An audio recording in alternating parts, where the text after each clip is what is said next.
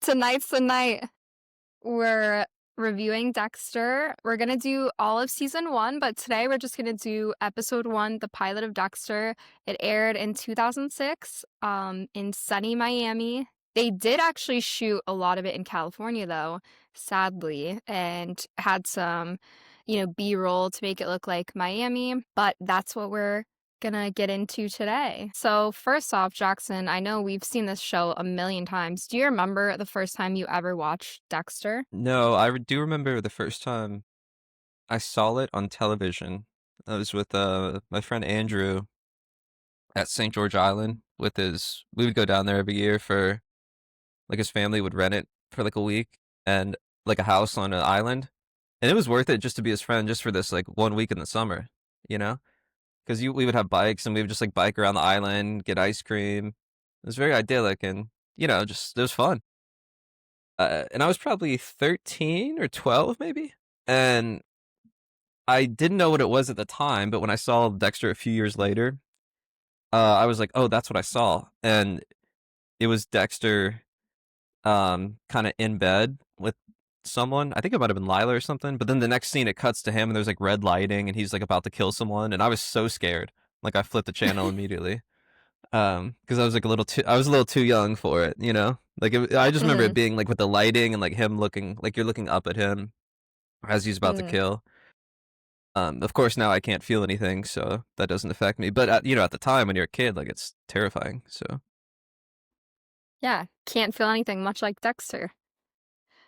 Nice correct. transition.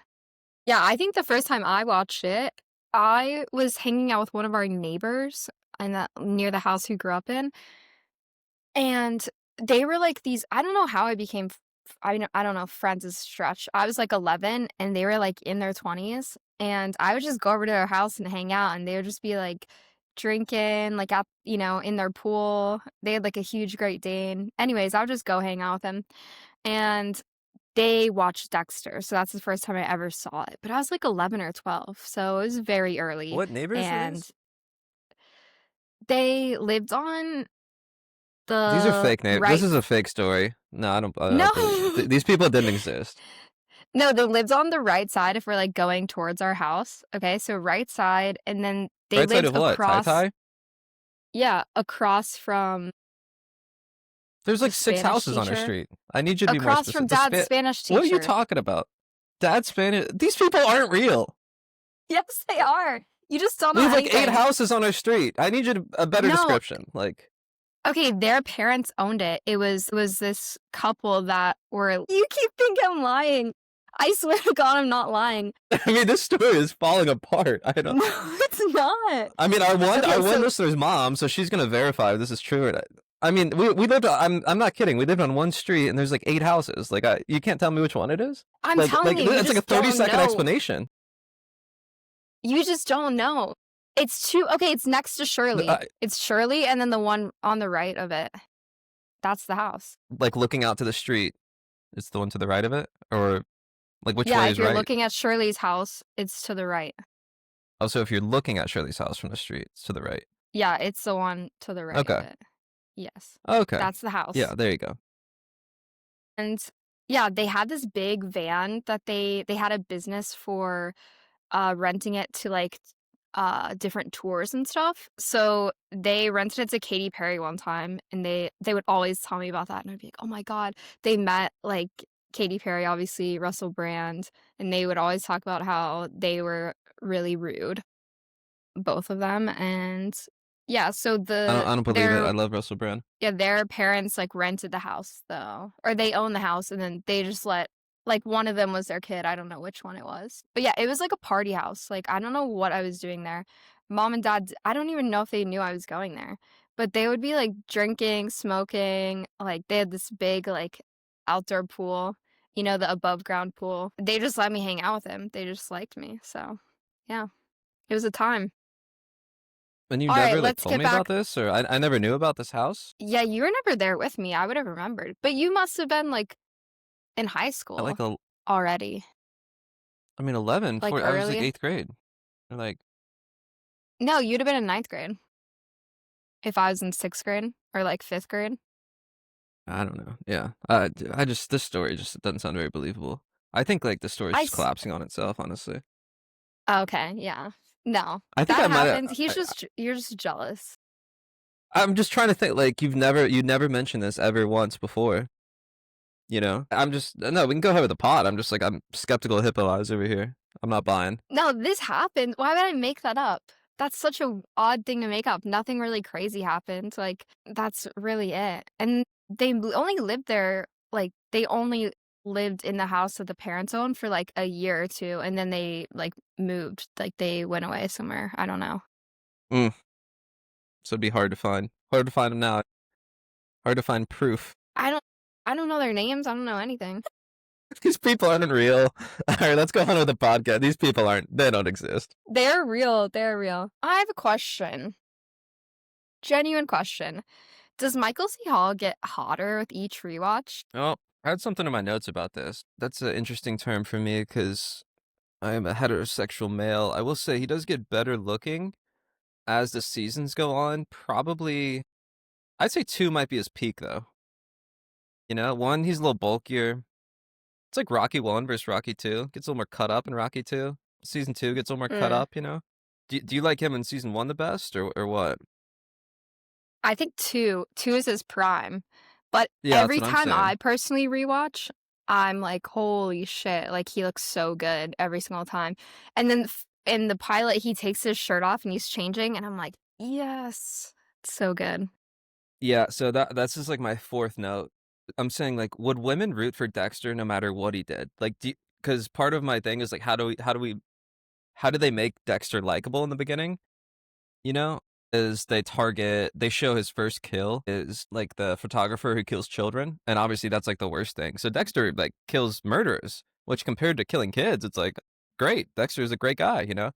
But my Mhm. new take on this is like you don't even have to do that because Michael C. Hall is so attractive that you kind of just like he doesn't even need to be likable. Is my big takeaway. You know what I mean? He could just be any kind of killer, and that'd be I fine. agree. I don't think that that would go well with every single person that has watched this show, but from the people I've talked to who have seen it and who do like it, they don't care about the killing really, you know, like, it adds to the show. They're not saying, "Oh my god, this show's so gory," because if they say that, they're not gonna watch it.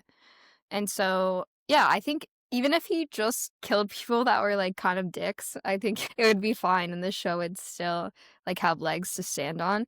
I think having the code and having all these, like, moral principles that he follows makes his character have a lot more depth, and we'll get into this more, but we feel close to the character having those inner monologues and getting to see him, you know, like, take off the mask and really become Dexter when he has a victim on the table, and those are some of my favorite moments when you see that, and, you know, he has that deadpan voice, and there's so much humor to it. You know, one of my favorite lines from this episode is when the first kill, the guy starts praying, and he's like, Hail Mary, full of grace, blah, blah," and Dexter, like, smacks him, he's like, "Stop it, like, that never helped anyone," you know? Yeah, Or like, yeah. "Shut up, that never helped anyone." Amazing, love that. So, in terms of sorry, your bowl was, like, making noise, it's still making noise? No, no, we're done with the bowl. It's over.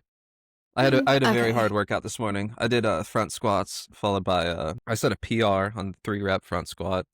I don't want to brag, but you know, and then immediately following that, we did hang power cleans and squat jumps in the air. Mhm. And that'll make you look like a real psycho. Just jumping as high as you can in the gym. Like pogos, Yeah. yeah. Yeah, yeah, yeah. Like pogos, yeah. Exactly like pogos. Alright, okay, so this is something that I realized rewatching the first episode, having seen Dexter Resurrection, which is that how Dexter captures his first kill in the episode that we watched in the pilot is exactly, Yeah. um, how Ronald Schmidt, the dark passenger in Dexter Resurrection, how Yeah. he, like, captures and kills his victims. You know, the Uber driver, and then he uses the same kind of, like, tie thing and makes the drive the right? Or no? I mean, yeah. Drivers Alright, so MVP. I feel like this one's pretty obvious, but tell me your MVP for the episode. Oh, I mean, it was, Dexter, Michael C. Hall, by a mile. Obviously, without him, the show doesn't work, and I think that's as you go on, that's one of the things that I think detracts from it being a great show overall. I think in moments, at its peaks, we've discussed. I believe at its peaks, it's one of the like it's as good as TV gets, in my opinion, which I know can be a strong take in some circles. I think because at its worst, it's pretty bad. And they have a couple seasons of pretty bad. So I think the fact that they didn't, I think a lot of the acting in the supporting cast isn't great, honestly. Upon rewatching, like I think Deb kind of sucks in the first episode, and she gets better. I think a lot better. And but yeah, no, it's Dexter by a mile. He carries the show. Michael C. Hall, like you said, the tone. I didn't realize how differently his tone inflection was, kind of as the killer versus that might just be more in the pilot, just to kind of like clue the audience in, like, all right, this is his alter ego kind of thing. Mhm. And then once, as a viewer, you're used to him in that mode, then I don't think he does it as much. So I don't know if that was a conscious effort or not in the pilot, but it seems more pronounced in his voice. But yeah, I just thought he did a unbelievable job. He's like somehow extremely charming too, like with LaGuerta and stuff. He's funny. Like he's just funny with his body movements. When LaGuerta is flirting with him at the very end of the episode, and he was like, she said something like, "Oh, how'd you get so smart, Dexter?" And then he just like flings himself against the ambulance door. Like, but when she leans forward, he just like backs up like 3 feet and like Mhm. flies into the ambulance door. Like he's so terrified of her and like and doesn't Could not know how want to it flirt. less. Could not want it less, yeah. So he's just, and then when he's looking at Deb and LaGuerta's like, Dexter, my office, and then he's just like looking at Deb, and then Deb's looking back and was like, "Are you fucking LaGuerta?" And then, but because he's such a psycho, he's trying to make the right face. Like he doesn't know what Mhm. face to make in that situation. Just fun. Mhm. I think he nails like being. You could see like he's trying to put the pieces together of being a human being, and sometimes he fails, and it's hilarious. And Right. Dokes is you Yeah, see early he on, Dokes is the only one that ain't buying what Dexter's selling. Like when he's Mhm. standing by in the police department, and the wife of the photographer that Dexter murdered. And there's no reason for Dexter to be standing there. He's just standing there staring at it, and Dokes knows that's kind of odd. Like it's like, and he says like, what does that girl mean to you? Like, what does that woman mean to you? And then he like puts his hands in his pants and like shoulders forward and kind of scurries away like nothing. He's like, I'm on to you. So he's the only one that kind of buys. And Dexter says that like, why you know in a police department with allegedly a keen insight to the human soul is Dokes the only one that doesn't trust me? Mhm. Yeah, and I love Dose's entrance. His entrance where he's like, "Where the hell have you been?" Perfect introduction where he just, like, Yeah. yells at him, and then 5 seconds later, he's like, "You're fucking creep," and it just is perfect for their relationship, the back and forth, and then Dexter's like, "Oh, I God, didn't that know scene you're is so funny. Jewish." So funny. Just the Shut the best fuck scene up. to Yeah. Oh, introduce him. I think you immediately like want more. From the first scene on, you're like, I need more of these two together. Yeah. No, for sure. Yeah, I think Dokes is an amazing character. I definitely agree with you though. MVP has to be Michael C. Hall. Has to be him as Dexter.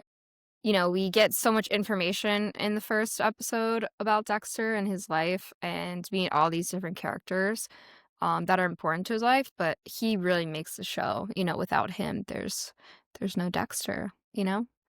So, how do you feel when Dexter takes off the mask and shows, like, who he really is? Because it's only in, moments where we see that, but I wanna know, like, how you feel, like, what comes to mind when that happens.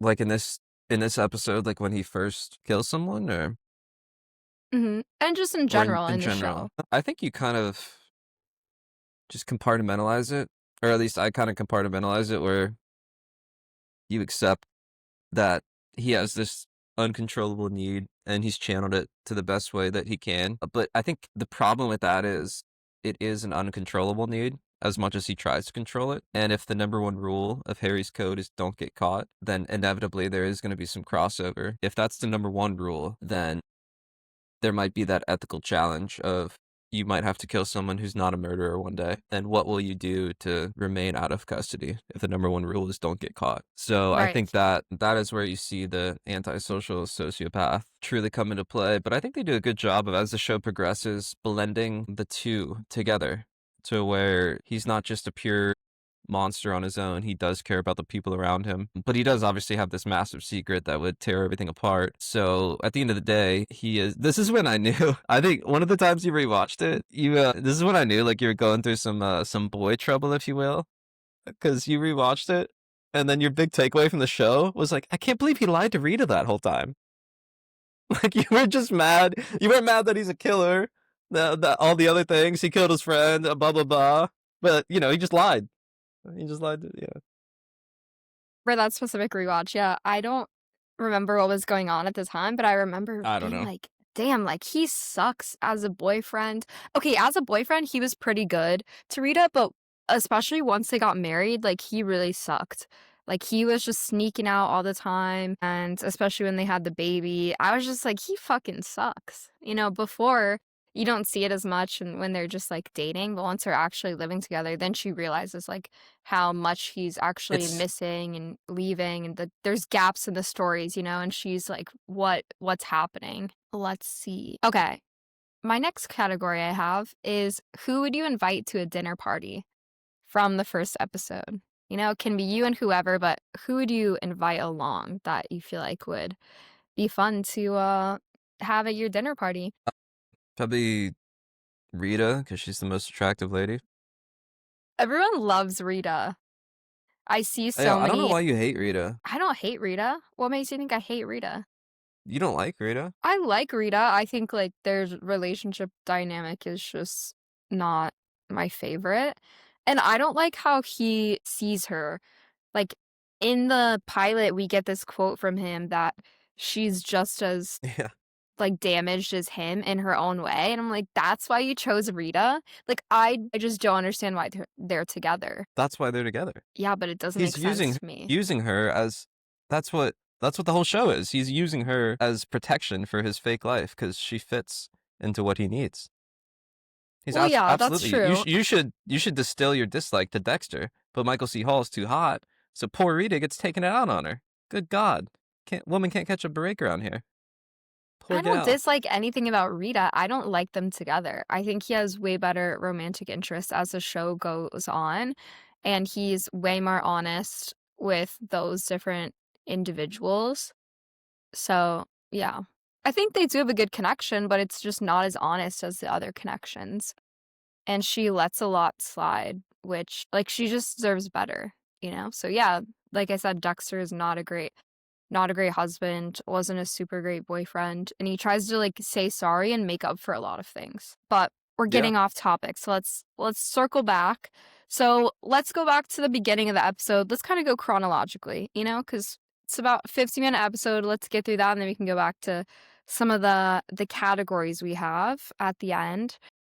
Well, you know, the first 6 minutes, we get, you know, really great 6 minutes, and we get the first kill, and then right at 6:15, Dexter's using the saw on his first victim, and the guy's screaming and his legs are flailing. He's like, "Ah!" And then it cuts to the music, and Dexter's driving the boat on the bay, and slice of life. So we get this sequence. I think it's so great perfect how name, they do that. great boat name. Yeah, Great name, great music, and then I love how, like, it's so comedic in that way of, like, oh, he's, like, terrorizing this guy, he's killing him with, like, you yeah, know, the saw or whatever, and his legs are flailing and he's screaming, and then it's like, "Doo doo doo doo." He's, like, on the yeah, boat, you know? And then he's, like, saying hi to the passerbyers, and that's when we get, like, the first flashbacks with Harry, and he's introducing the code and that information. So, in terms of the episode, that's my favorite sequence in it. I think it's just perfect, but amazing first 6 minutes of the show, and then I think that is just the best, like, introduction, and he's like, "My name is Dexter Morgan." yeah. What are your thoughts on that sequence? I thought it was an interesting choice to, because that's about as raw as you'll see him as a killer for quite a long time in this series. So I thought they came out pretty heavy in the pilot. I thought they might protect him a little bit more. as far as trying to get the audience to like the character, but I think they just had faith in the idea and that like if you just watch someone long enough on screen, like you're just gonna like him. And he's a decent looking guy, and he's gonna have that like comedic charm on kind of the back end of the episode. But yeah, I mean it's pretty graphic and like you could tell he likes being in that control. Like he loves the process of the kill. So I was kind of surprised just how immediate they hit you with it. But like I said, I feel like they kind of offset that to where the viewer can justify it because he's a pedophile and a child killer. So I think that's where people are like, okay, well, Dexter's just kind of taking out the trash, which is what we run into later in the series as well, is, you know, Mhm. where's the morality in what he's doing? But there actually, even though he's only killing murderers, there actually is no morality because the, like, his need for it is inherently selfish, right? He just channeled Mhm. it in the only way that he could because of Harry. Yeah. Yeah, that's definitely one of the themes throughout the show that we get is this kind of theme of addiction and that's how it is for him. And then like we talked about earlier, the duality theme of him being this guy, at work and with his peers and the guy that he is. And then the other side where when he takes the mask off and he's, the true Dexter, like the killer side of him. And we get to see those moments. I think it is interesting about the show and some background how they didn't really know if they should do the internal monologue that we get so much of. They didn't wanna, like, go too far with it, so they tested it with and without it, and it was, like, a non-negotiable after they tested it that we need the I can't monologues, imagine. I can't imagine it without it. Yeah. or else, like you said, he wouldn't be likable and they wouldn't understand and get the insight that we get from his internal monologues that we get, and And his that's why I flashbacks think with Harry. oh, and those are great. Yeah, because then you really kind of see uh you see like how he's kind of built up, and that builds up over season one, obviously. But you get a glimpse into the flashbacks early on, uh, Mhm. which is pretty cool. And I think Harry is one of the stronger characters. I don't know. Looking back on the show, I wonder if they could have featured his mom more. Maybe I don't know what role she could have had. Maybe like a questioning authority, like where do you guys go, or I don't know. But like you never really get an understanding of the mom, and they never really talk. So I think that's kind of where the show might weaken a little bit is you don't get these supporting characters developed over time Mhm. until they like throw That them is a in good and then you just point. hire some trash actor. Right. But Yeah. yeah, so this is I said this might be Dexter's sweetest answer ever. Whenever Harry asked him why, whenever they found bones of a dog in the backyard, and then Dexter as a kid was like he was a lousy little he was rascal or whatever he said, and then Mhm. He was and like then Harry like he kept yapping and mom was sick and she needed to sleep and yeah. yeah, then Harry paused. He's like, "There's a lot more bones than that there." And then he was like, "Have you thought about killing anything bigger than a dog?" And then he was like, "Yeah." I was like, "Well, why didn't you?" And then Dexter kind of looked at him, and he was like, "Well, I thought it might upset you and mom." Like he would easily, like he wanted to kill a human, but so it was actually kind of a really sweet moment, Like he respected his mom and dad, and he knew they wouldn't like it. So I thought that was actually a really sweet Is answer. it respect or is it like social cues and social rules that he learned and was just trying to follow? Well, I mean, you could argue murder falls outside of social cues. So I mean, I don't know. Right, right. Yeah, no, I thought that was a very sweet line. It's like, "Oh, I didn't think you guys would like it." Yeah. Probably not. They probably wouldn't have liked that. Yeah. So we get this introduction to Deb after that. Well, before that, we get to see Dexter's apartment. We get the blood slides. He goes into AC. We get the blood slides. And then we go and meet Deb. So you said you don't think her acting is that good in the pilot. And, for a while, it sounded like. Obviously, she curses a lot. How many times do you think she said the word fuck in all 8 seasons? I thought this was an interesting fact. Oh my god! In all 8 seasons, I'm not even gonna All come 8 close. seasons. Just the I'm gonna. word fuck. Okay, overshot it a little bit. She said it 996 times. Okay, yeah. An insane amount. But yeah, I think she's not my favorite in the beginning, I think she's really still coming into herself, and we get a lot of character development on her end, you know? I think, everyone said from the beginning, though, when they first met, and did the pilot, it was the first time of them ever working together, but their chemistry was just insane, and people thought they knew each other from beforehand just because of how well they worked together. So and then they Yeah, and ended up, they dating and getting married. for quite a while, for like 6 or 7 years, and then Mhm. divorced, but gave it a good run. So, yeah. What's your favorite part of this whole episode? What's Mm, your most rewatchable scene? my most rewatchable scene, it's probably that first interaction with Dokes. I just love it so much. It was like, when he's talking about, I can't go to my nephew's Brits. It's like, I didn't know you were Jewish. Shut the fuck up and get my lab report. You know, cokehead comes in, Right. rival dealer, bang bang wham bang. Like, Dexter's like, okay, he doesn't buy it. Mhm. And then their interaction when just I think just Dokes and Dexter, it it leaves you wanting more, you know. But then if you had to pick, so I guess all their interactions as a whole. But for me, the closer was the final scene when the ice truck killer, you find out that he knows who Dexter is, and it's like, we're gonna play like a little game here. And then when he Mm. pans up and looks into the camera, I don't know why that works so well, but it's perfect. And that was his choice. He made that choice to look dead into the camera right after that. And I think coupled with Mhm. the monologue, and I don't know, it's just like, I don't know what makes that perfect. But what do you think about that? I thought that was an incredible choice on his part. No, I thought it was brilliant, you know? I thought he did so good at being Dexter, you know? There was, like, quotes from him in interviews on, like, how he played Dexter and how he chose to go about it, and he really tried to be like a cat, like, very slow movements, very, like, cool, calm, collected, and really practiced his facial expressions, so he, like, had always seemed very relaxed, because he never felt these, like, crazy emotions that normal people do. He's always trying to mirror people and, Mm. paste on these emotions that he's not actually feeling, so he had to play it that way, and I think he does an amazing job, so I think it really showed in the end, him looking at the camera, like, it's the only time that he's actually, like, kind of perplexed and, like, excited, you know? I disagree. He is fired up when he first sees the body with no blood. When Masuka's like, "What are you doing here?" He's like, "It's a body. It's a crime scene." He's like, "Yeah, but there's not any blood." He's like, "No blood.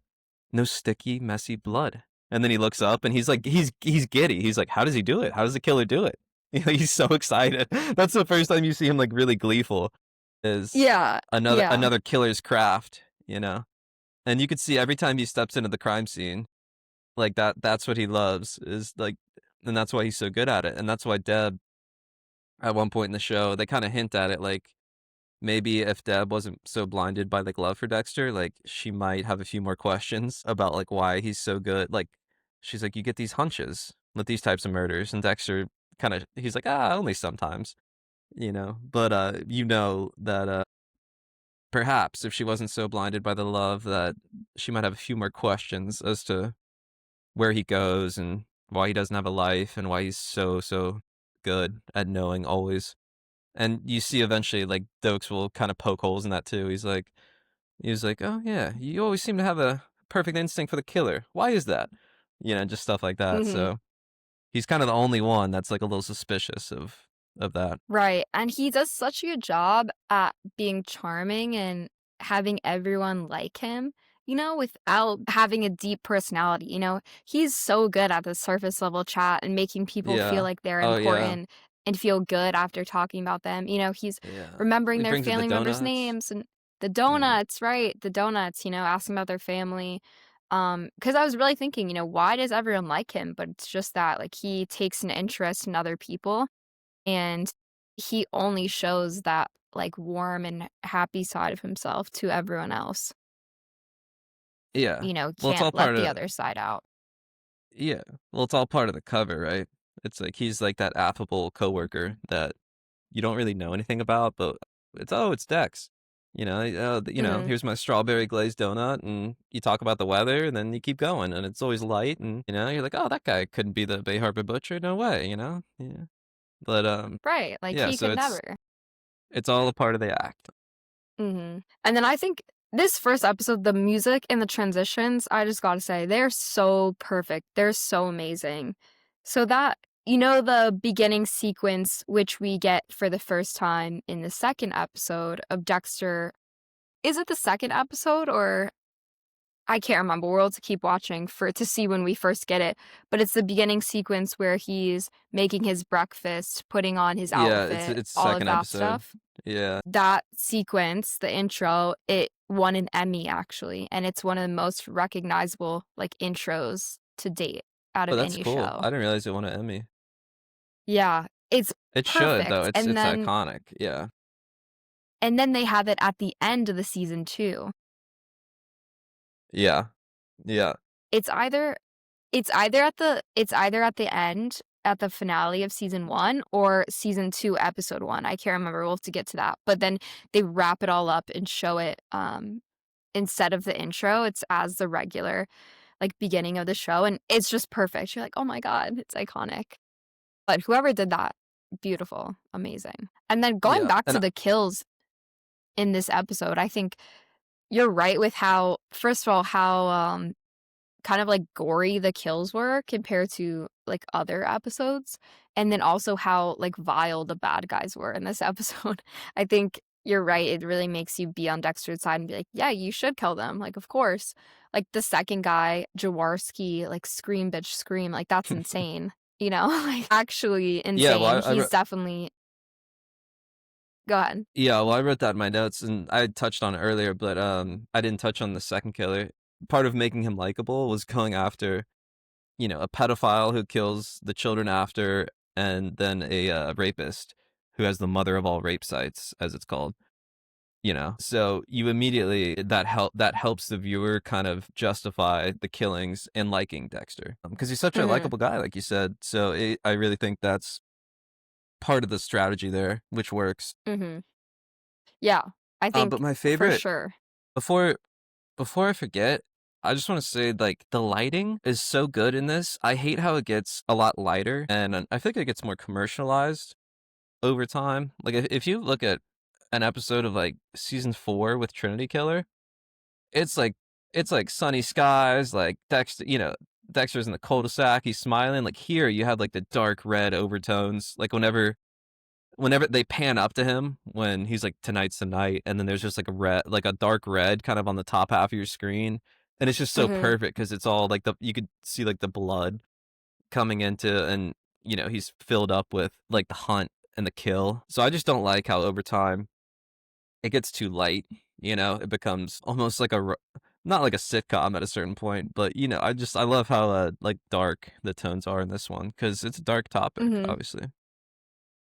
Yeah, I wonder if any of that goes with, like, color theory and his, like, time in life at that point. Because at that point, like, they did move to the big house and the picket fence, and he's married to Rita during the Trinity Killer, season, and he's not having as many kills, he can't sneak out as much. But yeah, I like how they started at night in the dark and then it became, like, daytime at that, like, 6-minute, 15 point when he's on the boat and he does the introduction. I think that was a brilliant, brilliant idea, and they start with the kill before giving all the, like, introduction and everything. You're kinda, like, figuring out as a viewer, "Who is this guy? What's he doing?" Is this guy worth killing? Like, are we okay with that? So, Hmm. yeah, but we'll have to look out for that when we keep watching the rest of season 1. Yeah, Okay, I have another category. Wait, we never answered the dinner party one. I said Rita. Oh, you said Rita, that's right. Yeah, Okay. and then Who would your you wanna Rita be hate. Then I you kept don't spewing your you Rita hate. just think I hate Rita, I've never said I hate Rita. Okay. Would you wanna be friends with Dexter? It's my next category. No, there would be nothing like as far as friendship there. Because all he does is like bowl with other people. Like remember he has like the bowling league, but Yeah. it's all covered too. Mhm. Which is I just think it's funny how in like Dexter Resurrection and stuff they always use that same bowling picture. It's like the one picture of him that they use with like him, Angel, Masuka. But Mhm. Yeah, no, I mean, like, look what happens to his friend that he finally brings into his life later on in season 3, you know? I just don't think there's much benefit of being his friend. Would you wanna be his friend? I think idealistically, like, yeah, but obviously no, because he's a killer, and once we get to know more about him, no, and he's not truly capable of an actual friendship, and empathy and love. But I think he's just pretty cool, cool character. So Yeah. I'll invite him to my dinner party. I'll get to know him for a night, you know? Okay. Friends, probably not. All right, let's go back to quotes. So I told you about the one where the guy starts praying, Dexter slaps him and says, "Stop, that never helped anybody." That just has me like laughing on the floor every single time. Mhm. And then I have two others that are just like perfect. And when he sees another body, it's like at the bottom of the pool with Angel. And Angel's like, "Where are you going?" He's like, "No blood, no trabajo." And he like walks Oh, out. yeah. And that's just And an then iconic line. Like his mind's spinning after. He's like yeah, it I throws see him so off many so people much. make yeah, I see so many people make like Dexter edits using that line. It's just iconic. And then this is probably my favorite one where Dexter, he has the box of donuts and he looks at the donuts and he's like, just like me, empty inside. Yeah, I that's a love good that one. every single time. What about you? Favorite quotes from the first episode? I like all that Doge stuff, like, "I didn't know you're Jewish," and then, later on, which we talked about, and then I think at the end when he was like, "It's almost as if he's asking if I wanna play." And I do. I really, really do. And then you're like, "Oh my Mhm. god, we're about to get into" because it puts you in so much suspense. You're like, "What the hell is coming between these 2 killers?" You know? Where it's almost Mhm. because you could see that he's so impressed by this new serial killer, which is just, like, odd as a viewer to relate to, but, it's the one thing that Dexter is so genuinely excited about in his life is that he's got this, like, new potential, like, cat and mouse game that is gonna unfold, and who knows, like, what the hell is gonna happen with that, you know? Right. You're just reeling, being like, how does the ice truck killer know who Dexter is, where he lives? Like, Right, how why like, how the hell how did he did he get discover the his head? secret, but now he wants to, like, play? You know? Like, it doesn't Yeah, really make a ton of why? sense, but but you wanna find out more, and you're like, "This is fascinating." Exactly. Oh, Yeah, something and we else get I a have about go ahead. I was just gonna say we get a keen insight on Dexter and what's important to him, basically. And one of those things is obviously the ice truck killer now. Like you said, he's so excited about it, and you can just tell there's so much energy that's gonna put toward that.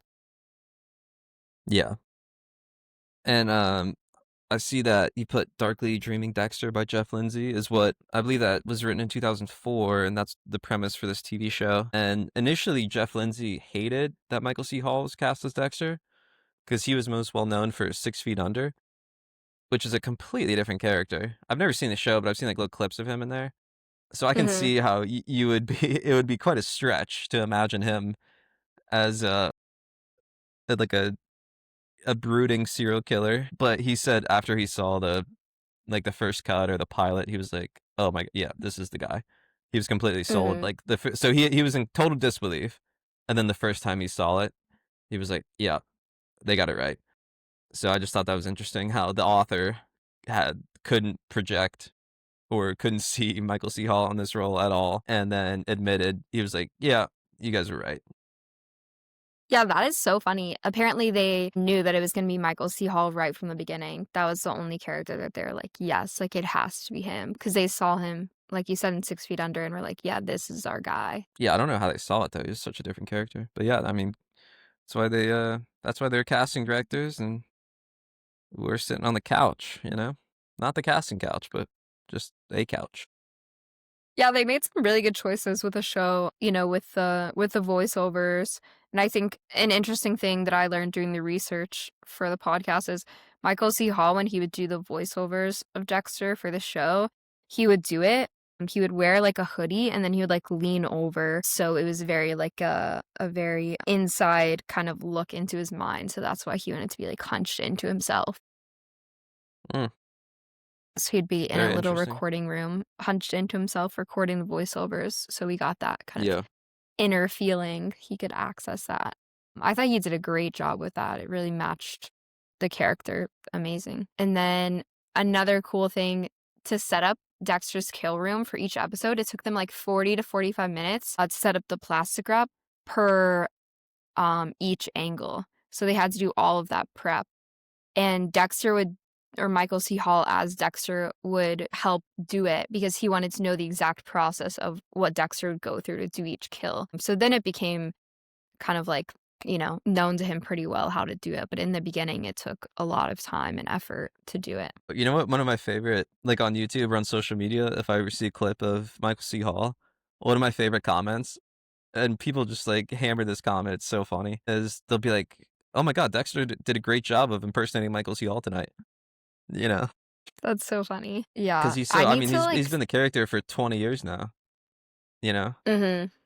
he's done 8 seasons plus 2 rebooted seasons, so 10 seasons total. I mean, that's a incredible amount of time. And these are hour-long episodes too. Yeah, it's a lot.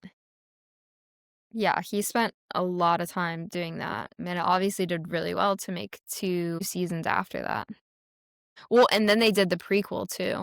Originally, the pilot ran almost 90 minutes, and then they had to cut it down? I could see that it's tight. Like, I could see how you could squeeze 90 minutes out of it, but it's a tight 60 minutes. Mhm. I mean, I think we'll get into this as we talk about season 1 more, but I think my only critique with season 1 is it gets a little fatty after the pilot until you kind of get more until him and, the ice truck killer get a little more involved. There's a lot of fat on the bone, because I think you want the pilot's so good, and you have a lot of questions still unanswered. They go into his past a little bit more, which is nice, but they definitely drag out him and the ice truck killer a little bit, which is that's inevitably what I want to see in the first season, you know? Is I that agree. showdown and see what's going on there. So I think we'll get into that, but I can see how it was 90 minutes because the whole thing was, I thought, so tight. And Mhm. because you get the relationship with Rita, you see his background, you see what his coworkers, you see the relationship with Deb, how close they are, how she's probably like his best friend and vice versa. So how does he keep that secret going? But that's probably the only person in his life that he's remotely close to is kind of what you're getting a sense for, that he is pretty Mhm. isolated. So it gives him a lot of his time, and you could see how if he does get into a relationship, how that might be a problem later on. Because how is he going to have time for everything? So I think they lay everything out perfectly, and you get 2 kills, which is nice even number. And then Yay, 2 kills. yeah, which you don't need a lot. You don't need a lot of kills. Like I think one would have been enough probably in the first episode, but I think 2 was perfect because you get the first one off the bat to where there's no questions about who he is, right? And Mhm. then there's enough time in the episode to have the other one and just cement. And I thought the second one was sick when he comes in with the picture, and I think the lighting and the music is so perfect in that second kill where the tone just gets so dark whenever you see the victim that's lit up and light, and he's just so shocked that he's seeing the picture of the woman he raped and killed, and like slowly he's transfixed by it. You're like, don't walk towards that, like, but like he has to walk toward. He's like, how is that there? Mhm. And then Dexter just slinks up from behind, like the cat-like creature he is, and with the plastic over his face, and just slips the needle in real quick. Yeah, Yeah, so I don't understand why does he have the plastic on his face? that was interesting too, because I think that's the only time he ever does that, right? For the Yeah. which Yeah. I kind of like because I think it's so like no hair, gets on the crime scene or whatever, or like in the building. But then why doesn't he do it later on, Right. right? I thought it was, like, to conceal his identity at first, but you're gonna kill him anyways, so and you Yeah, always but talk to them. he never Yeah. does that. Yeah, so I don't Yeah, know. I don't know. I'd love to look into that. But yeah, I think Yeah, they I might have think been. 2 kills go on. Well, I was just gonna say, like, you know how they reference or Dexter or Angel's like, well, why is this kill different when they find the body when he's on the date with Rita, and then Mhm. talking about the ice trick killer, like, why is this different? And Dexter explains, it's like, well, he's trying to find. He doesn't know what's perfect yet. He's still experimenting. because he knows the Mhm. mind of a killer, so he knows exactly, like, he's just trying to find, like, what works for him. And maybe in the show, like, they're just trying to find, like, "Alright, what would work for Dexter? What would make sense here?" And they tried that once, and then they're like, "Oh, maybe we don't like that. Maybe we wanna see his face." So, it could've just been as simple as that, you know? Mhm. Right, yeah, and it's a callback to that line of like, "Oh, he's experimenting." Yeah, I think the 2 kills is important for the pilot because the first kill, like you said, we get to see Dexter immediately who he is, and that, okay, he's a serial killer, he's killing bad people, and then the second kill, we get the code talked about, and we get him stalking and finding the next victim, which we didn't get for the first one, so I think that's an important part of the process for the pilot to introduce.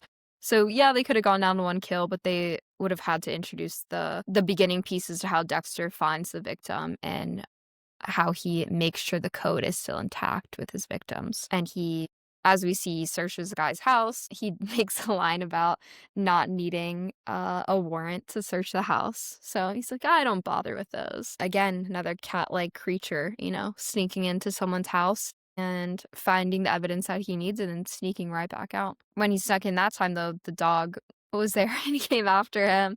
He's like, "Yeah, dogs don't like me because of what I do to their owners." Another good line by Dexter. Yeah, I Yeah, think that the was a great line. stalking and preying part is really, really important to his character, and we got some nice view of that for the first time in the pilot. But I think that's all for my categories. Do you have any other categories you wanna, uh, talk about today or any other notes you have on the pilot? Yeah, I'll just run through some notes that we haven't touched because 'cause I'm a genius and people wanna hear me. No, I think mom's actually the only person to listen probably, do you think? Just her? I mean, dad listens. Dad listens too? Yeah, Well, he never chimes in with any comment. He probably hates it. Mom probably makes him listen to it. I don't think so. Alright, No, he so was my he was like, "What happened to the podcast last week when it was, like, The Dark Knight?" They were, like, sad it didn't come out. Mom literally he watched The Dark Knight just for the podcast. yeah, we talked about it a little. I think she liked it. Yeah, she did. Okay. So I put my first note is I put, "This is a shut down your life show. Only begin if you're willing to ignore your spouse and children until you complete the series." And then you have to explain to them, "Hold on, it's not over yet. We have 2 more reboots and 1 prequel to get through still. So, you thought you had me back in your life? Not yet." Alright? Yeah, not quite yet. Okay, is the prequel a must watch, though? Because I think we both opted out of the prequel. I tried really hard, I did, but it I just didn't even didn't do try. it for me. I Yeah, never felt compelled to watch it. You know how I I feel couldn't about do it. spinoffs. I don't believe in spinoffs. And to me, there's a big difference between the 2 reboots because it's still Michael C. Hall. It's still Dexter, right? But to me, the prequel is a spinoff because he's not really in it ever, and it's a completely all the characters are different. So it's just a different show. It's just a shittier version of the show we love. Like, it's the characters that we like, but they're different actors, younger. So you're just not gonna like Mhm. you're just human nature, like, you're just not gonna like them as much. So I just don't have I just don't Right. care. I just don't, and they rewrite too much of his past that we already like, because 'cause they're just trying to squeeze all the money out of it. So, yeah, don't even get me Mhm. started on that prequel. Yeah. Yeah, we already have the backgrounds, and so then it gets all, like, muddled and confusing, and yeah, they Exactly. just tried to make the characters, like, the younger versions, like, look almost exactly like the older versions, which was really that just, like, threw me off too. I was like, "Just get people that, like, look kinda similar, but not even like, why are you getting someone that looks exactly like them for that?" Then it's just like you said, even more of a letdown because they look exactly like the person, yet they're not playing it in the same Yeah, way, but and they they're don't not have the that same person. voice. Yeah, so you just Yeah, don't like them. yeah. Yeah, exactly. Okay, and then I had a fun one here. Do you think you know anyone that engaged in animal abuse as a youth? That had sociopathic tendencies as a youth? That's a fun one. No, Yeah. uh, Oh, okay. do you? I know yeah, I know one, but he'll go unnamed. He'll go unnamed here. Good Okay. guy, though, really good guy, turned the corner. Yeah, sounds like it. No, that's a huge red flag Yeah. for a child. So I watched this episode on YouTube, and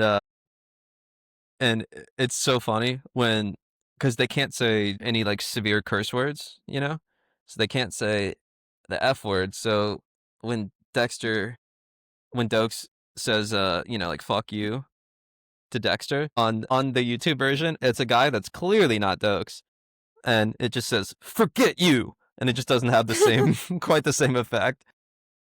So that made me laugh Not the because they have the dub. God. yeah, like a poor dub, like clearly because it just you know it's Dokes talking Dokes, and then "forget you" like not even close to him. Yeah, I thought the 10-2 hand position on the wheel is funny when he's driving. It's so mundane, and he was like, It's important to apply a 10-2 hand position on the wheel for public safety," which is just a hilarious line because he's out there killing people and he's talking about public safety on the road when he's driving. Yeah, it's similar to when he's like, "Salt of the earth, these people," and he's, like, handing out donuts, and he's like, "With Miami Metro at a 20%, Solve rate. solve rate for murders, Yeah. this place is perfect for me." So he's, To hone my "Salt of the earth, craft. these fucking dummies," you know? Yeah. These morons are great. They'll never catch Yeah. me. That Yeah. They'll that, never like, have a line clue. had me dead. Yeah. That I think that's one of the like that's part of the greatness of the show. It's like you have as the viewer, and I think this helps with the voiceover, it's like you're in on the joke. You know, so it's not on the outside, nothing's happening that's like laugh out loud funny for them except him and Dokes, I would say for the most part. And maybe Masuka later. Mhm. But part of it's all like inside jokes with you, which makes it so funny because you know what's actually going on versus what the other characters are perceiving is going on. Right. Yeah, I said some shows really disappoint. Like when I rewatched Harry Potter, when we did Harry Potter 1, I was like, I don't think it's a great movie. Like it's good, it's okay, I thought this hit so good. I thought this was great, and it just proved that how far the show fell off. You know, I thought Mm. seasons 1 and 2 and 4 with Trinity were just unbelievable, and then it gets so bad there. But yeah, I was a little afraid. Like, am I not gonna think highly? And no, I thought it was unbelievable. Mhm. Yeah, I What literally about texted you? you Did you? during my rewatch, and I was like, "God, like, Eh, Dexter's amazing, like, this pilot is just 10 out of 10, amazing." Oh yeah, Certainly one of my favorite pilots in all of TV. They just did an definitely. incredible job. Yeah. Also, I forget like how unlikable LaGuerta is. Did you get that feeling? Or Well, yeah, I did not like her, it took me a while to like her. She's so mean to yeah, I think Deb, and then exactly. she's like a sexual harasser, like, she's, like, harassing Dexter constantly, like, she's his All right. superior. Yeah. Well, this is what I put. Like, you know, look, if you're you know, if you're a hot lady, I don't have a problem if you throw a few comments at me. I can handle that. But the problem with her is the hypocrisy because she uses her sexuality and her position to flirt with Dexter. But then she belittles Deb like 3 to 4 times in the first episode about working with hookers and closing the case on her back. You know, and she's a female and she's hating on you know, she's hating on Deb for just doing her job. So I Well, thought and that made her. Deb's in Vice, like, so she Well, has that's what I'm to saying. dress up Yeah, that like way. Yeah, so it's like, why is she's basically slut-shaming her, but Deb's not even doing anything other than her job, just like you're saying, like, she's supposed to be undercover. yeah, not team women. We'll say that LaGuerta. Well, she Yeah, just likes being LaGuerta is top dog, and she loves the power. You know. yeah, she's not a girl's girl. She doesn't wanna seem, like, undermined, and she doesn't like that Deb has actual good, Good thoughts and ideas. Yeah. can, introduce new information to, the meetings and stuff in front of everyone. She's not gonna be like, "Oh, yeah, that's an amazing idea," you know? Yeah. And the other thing I put was I kind of forgot what the show was about halfway through. And, like I thought because you get the kill right away, and then you kind of get into this middle portion where like he's trying to solve a murder. Deb comes in. The whole families are cops. She's trying to work her way out of vice to homicide. So I was like, oh, this is a pretty decent cop drama. And then the theme music hits, and Jaworski sees the lit up picture, and then Dex comes in, hits him with the needle, and I'm like, oh, he's a serial killer. Like, like I almost forgot halfway through. Right. So it kind of sucks you into the whole police world. So it basically is a cop show, but he's, infiltrated the cops and kills murderers. Yeah, they did it they how they marketed it was like an anti-cop show, basically, like, if the killer got away and the killer's never gonna be found, which is Dexter, and then you get an inside view into what it looks like to be a cop, and yeah, I think it's really done really well, and there's some of the cases too where, like, especially when Deb comes becomes detective, you really want them to solve it, and you're invested in some of those storylines, But yeah, and then yeah, it's a perfect job for Dex because he's able to use those systems to find his next victims, which is perfect for the show. yep. And then the last thing I put that we haven't touched on was I love how when Rita calls and she's kind of in the mood and she's like, "Where are you?" And he's got his bloody hands and he's just kind of looking at the body. He's like, "I'm just finishing up a project, but I'll be there soon." And then so he gets rid of the body. He's looking at the blood slide. The ice truck goes by slowly, which gives me like chills how excited he gets. And it's like a dream to him. And then he's so giddy following the like, he's so giddy following the ice truck. And then the head dumps. He has to go through the debrief with the cops. And he shows up at Rito's like 7 hours later. Like he just like nothing happened. Like there's no problem that you know, like you would have thought like he would have been over there in like an hour, and he shows up 7 hours later, and she's like, "Oh, Dex, like it's been a while," you know, and because Rita's so non-confrontational, she just doesn't have the Poor gall girl. to say, yeah, she just doesn't have the Right. heart to be like, yeah, it's 8 hours later now, like you didn't have to still be here, so Yeah, I like, got a what little the kick out fuck of that one. happened? Like, I was worried about you. Right, right, right. Yeah.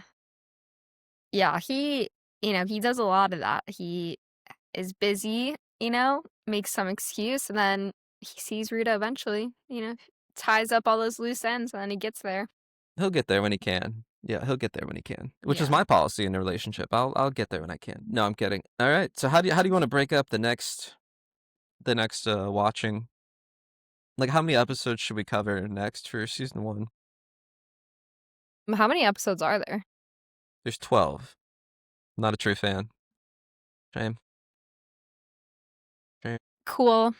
Cool, cool, cool. Alright, so viewers, next week, we got Oppenheimer coming up, and we're gonna have our first guest ever. Shout out Flynn. So we're looking forward to that. And then we're gonna continue on with Dexter season 1. So if you wanna keep watching that, we're gonna do episodes 2 through 5. And that's it.